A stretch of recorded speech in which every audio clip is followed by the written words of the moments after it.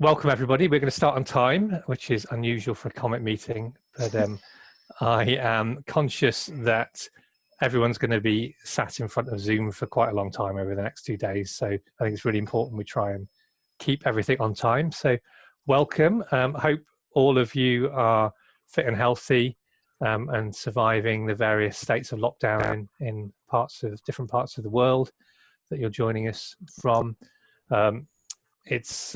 We've worked hard to try and come up with an experience for this meeting that will be, it won't be the same as meeting face to face, but we've tried to come up with a similar range of activities, including a mixture of opportunities for kind of random interactions, for focused science discussions, for hearing presentations, and for some breakout.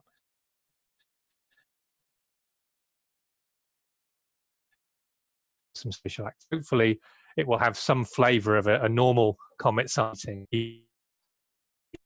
even though there's a new board for this year who, as you'll see from their addresses, are in various time zones around the world, and in particular those in California are going to struggle to join most of the daytime activities. So we're trying to record everything as we go along, and we're going to put that up there for the board to look at as they need to, so they can hopefully catch up with some sessions that they miss out on. But hopefully some of the board will be there at all times. It's not so.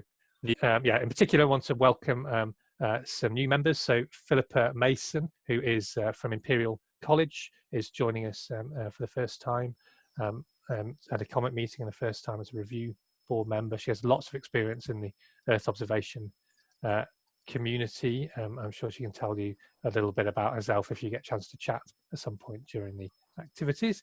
And it's also a pleasure to welcome Eliza Carboni as a review board member. So Eliza, as you know, used to be is probably COMET's longest employee over the period that COMET's been in existence. She left us last year for a position at the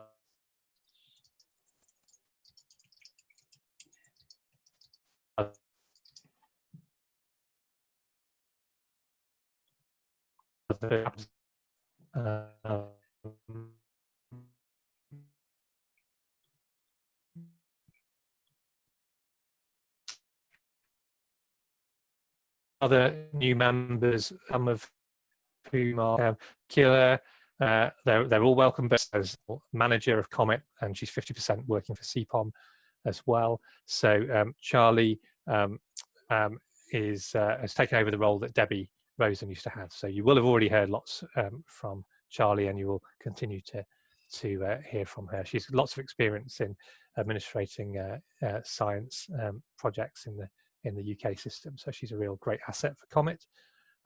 We appointed last week or 2 weeks ago, Naomi Nathan Thomas, who'll join us on a 10% role to help sort out the finances for COMET. We want to welcome Tamara King, who joins the Oxford group. She arrived, I think, in week 1 of lockdown. So I don't think she's actually met anyone face-to-face yet, but we look forward to meeting her face-to-face properly. And also welcome 2 associates who joined during the year, Margarita Palaki and Zoe Milden, who are very welcome to the community as well. And apologies if I've missed out anyone in these lists. Also, it's always good to congratulate people. As usual, we've had a whole swathe of award winners with COMET in the last year. I should have congratulated in the previous year, but left him off the list. So I'm giving him a congratulations this year for his RAS award. Marie Edmonds gave the AGU daily lecture. Andy Hooper and Tamsin Mather both won ERC consolidated grants. Tamsin was a theme chair for Magma and Volcanoes at Goldsmith. David Pyle won the 2020 VMSG Thermo Fisher Scientific Award, and Edna Duale won the 2020 Student Award from the GRSG. So congratulations to all of those. I think that there's a way of putting a virtual clap somehow in COMET. So please in Zoom. So please go ahead and do that. And I'm sorry if I've missed you off. I'm sure I know I've missed people off. And this has come from our draft annual report. So please do send any additional awards, congratulations through to us, so we can congratulate you in our annual report as well. So for those of you who are new, just very briefly, what is COMET? As I just always go through these slides in these annual meetings, they're slightly different every year. But so first and foremost, COMET is a community of practice that uses Earth observation for world-leading research in tectonics, magnetism, and associated hazards. As part of that, we deliver long-term national capability science for NERC in partnership with British Geological Survey. And you can look on the NERC website for definitions of national capability. Key to our success really is the integration of Earth observation with ground-based measurements and geophysical observations. So it's the fact that we do all of those things together that I think makes us fairly unique.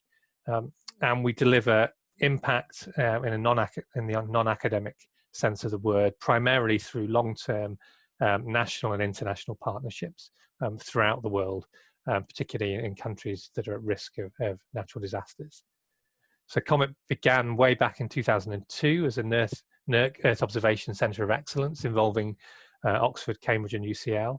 It gradually expanded, and from 2008 to 2014 we were part of the Dynamic Earth theme of the National Centre for Earth Observation.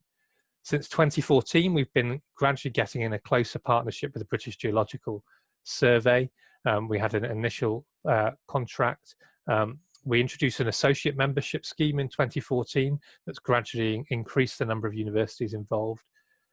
We're currently in the middle of a 2-year short extension to our 5-year grant, and we've agreed now a transition arrangement with the BGS. So from 2021, the national capability component of COMET will be proposed and agreed between COMET and BGS, and the director for satisfactory delivery. So shouldn't affect you. I'll explain a little bit more later. But we're a community of scientists, associate scientists, postdocs, students that we directly fund, students that we don't fund, and associated PhD and associated postdocs as well.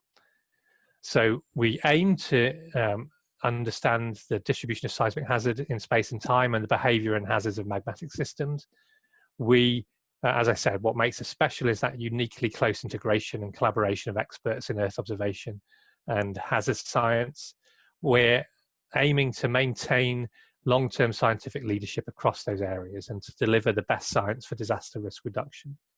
And really the way we do that is by trying to maintain a cutting edge in Earth observation and help facilitate the use of those technologies by hazard specialists.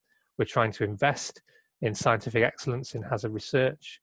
We're leveraging, we're trying to expand basically our reach and our impact by leveraging additional research, a resource through co-funded projects and partner buy-in. And we also maintain a strong community of practice in the UK, and then try and build these long-term relationships with local partners and specialists to try and ensure our science has long-term impact. So that's really the way we work. So the two major updates since the 2019 annual meeting last year. So we've agreed now a transition plan with NERC and BGS, and I'll share that with COMET scientists before our board meeting tomorrow. The summary of that really is that it basically recognises that COMET is a national scale community whose size and impact builds on but surpasses the national capability funding. So it's not just the funded research that is COMET, we're much more than that, and particularly that community aspect is really important. We, within this plan, agreed that COMET remains as an independent entity with its own leadership, but we are developing closer integration of the NC activities delivered by COMET scientists, both in higher education institutes, so in universities and in the BGS. And we're transitioning to a steady arrangement whereby what will happen is proposals covering 5-year periods of COMET's NC activities will be refreshed on fixed dates every 3 years. there's a lot more detail in the transition. It's a 10-page transition plan, so you're welcome to read that. Overall, this is the way we structure the COMET management, and that's been agreed as part of this transition plan. We have an advisory board that basically provides review to the chief scientist and director of BGS, and that chief scientist is John Rees now, who's stepped away from the board, in terms of stepped away from the directorate. So we have a directorate that runs the day-to-day activities, but also meets quarterly to make strategic decisions on funding, etc. And that involves Marek Ziebart, Alex Copley, Juliet Biggs, myself, Colm, Jordan, and Sue Loughlin at BGS, in terms of the executive board, and as well as the administrative staff, centre manager Charlie Royal and Lucy Sharpson and Naomi going forwards. Then, of course, we have the scientists, associates, and staff scientists. So it's not a direct management role. We're very much a community, and that directorate is coordinating those activities. And this is how we sit within BGS. So it's an opportunity for us, this closer partnership with BGS, to interact with the BGS teams, in particular, in several areas, really. One is in the risk analysis and reduction areas, but also there's links across observational geodesy, and then links in seismology, volcanology, earth observation, and also in providing scientific advice during emergencies. So it's an opportunity there for that wider interaction and for COMET expertise to be embedded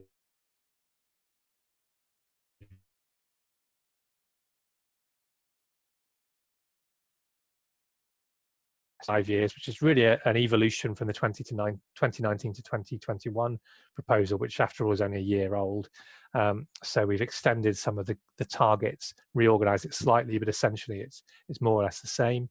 A challenge going forward is that our funding remains flat cash, which means we have the same cash funding as we did in 2014. So effectively we're getting a cut every year, which makes things increasingly tight as we go forward. So the co-funding, that leveraging is really important if we're trying to keep funded activity going strong. So onto this meeting. So how will it work? So presentations will be via Zoom. So share your screen when it's your turn to talk. Don't forget to stop sharing when you're done, although I think we can force that to happen. Please keep to time. As I said earlier, we're going to be in front of Zoom for a long time here. Mute your microphones unless you're speaking. If you've got live questions, type them in the Zoom chat box, and the moderator for the session, the chair for the session, will get through those, get through as many of those as they can in the time available, and then anything else can be transferred onto the Slack channels. So we will be recording sessions so that members of the board in different time zones can view. We'll make these available to the board initially via an unlisted YouTube channel, and we can discuss later whether we want to make those public, and we can make those decisions on a talk-by-talk basis. We'll use randomly allocated Zoom breakouts for coffee and lunch chats and for some scheduled activities. So we did some experiments yesterday, so we think we know how they work, but bear with us if we have technical glitches, because things will probably go wrong. And as I say, there's a Slack system for additional questions and discussions. Email Chris if you haven't been invited. So each talk and post has a dedicated channel. I would ask that you try and focus on the live material when it's being presented, but do engage them with those chats in Slack as well. And speakers and presenters, if you're willing to upload your material to Slack, that means they can be seen by people who aren't able to make the live sessions as well. So on that note, I believe I'm exactly on time. I'm going to stop talking because it's time for our first keynote speaker. And I have a biography somewhere on one of the 50 windows I have open. Yes, so let's see. So yeah, it's a great pleasure to welcome Emma Hill from the Earth Observatory